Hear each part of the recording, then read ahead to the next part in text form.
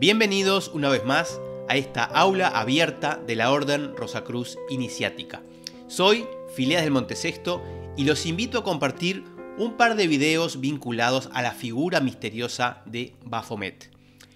Hace unas pocas semanas atrás, la figura del Baphomet volvió a la palestra a raíz de una demanda por $150 millones que una agrupación norteamericana conocida como el Templo Satánico le presentó a Netflix por el uso de una estatua de Baphomet en la serie Las escalofriantes aventuras de Sabrina. Como nuestra sociedad del espectáculo parece ser que Netflix es el eje del mundo, la insólita noticia apareció en la portada de los periódicos más prestigiosos del planeta, algunos de los cuales trataron de explicar torpemente quién era este misterioso Baphomet. Hagamos entonces un poco de historia. La primera mención a Baphomet, que puede rastrearse de forma documental, aparece en una carta de Anselmo de Ribemont, quien escribió en el año 1098 al rey de Jerusalén, Godofredo de Bouillon, donde hablaba de un llamamiento a la voz desde lo alto del Baphomet.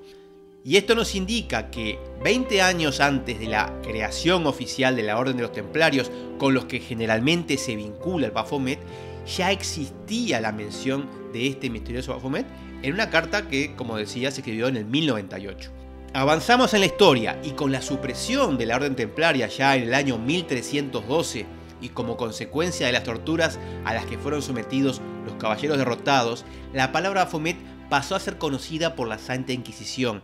la cual llegó a la conclusión de que el Baphomet era un ídolo pagano, una horrible cabeza barbada con la figura de un Baphomet que era utilizada en los rituales del temple, lo cual terminaba confirmando la acusación de anticristianismo y de herejía. Sin evidencias o pruebas concluyentes, sino que basándose únicamente en los testimonios de los caballeros torturados, la idea del Baphomet perduró durante siglos como una figura demoníaca y secreta,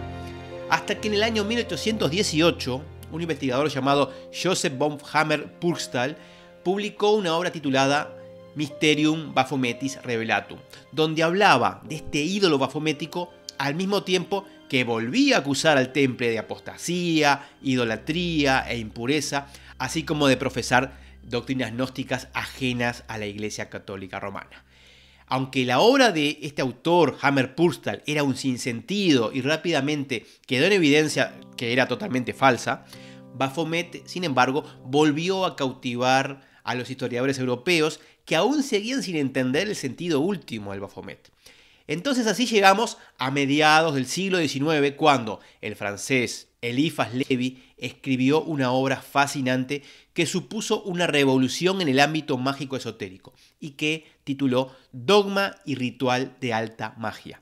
En este libro, Lévi reinterpretó al Baphomet templario y le otorgó atributos caprinos, cabeza de cabra, a fin de darle un sentido hermético que al parecer originalmente no tenía. Sin embargo, al colocar esta figura realmente fascinante en este libro, terminó por darle forma a ese Baphomet imaginario, que aquí lo vemos con cuernos de cabra, con alas, con dos manos, una arriba y otra hacia abajo, solve et coagula, con un caduceo de Mercurio central,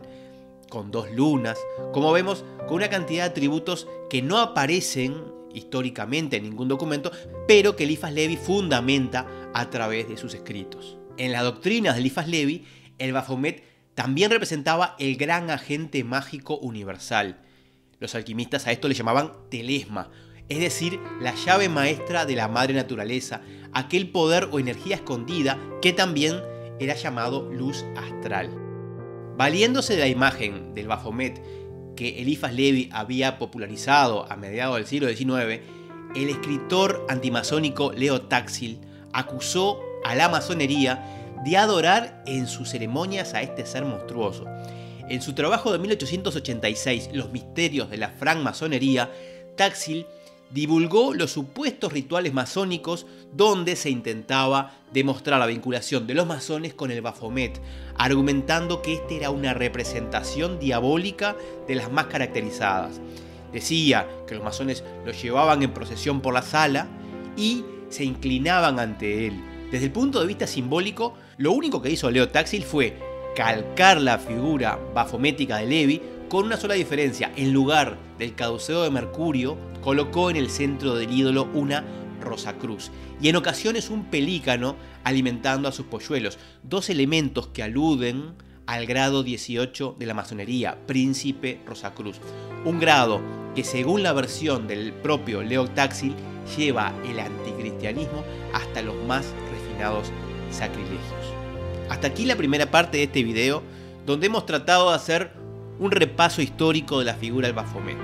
La semana que viene intentaremos penetrar en el símbolo, más allá de lo evidente, para descubrir qué figura, qué energía, qué es lo que se esconde detrás de este misterioso Baphomet. Con esto me despido hasta la semana que viene con mis mejores deseos de paz profunda. Muchas gracias.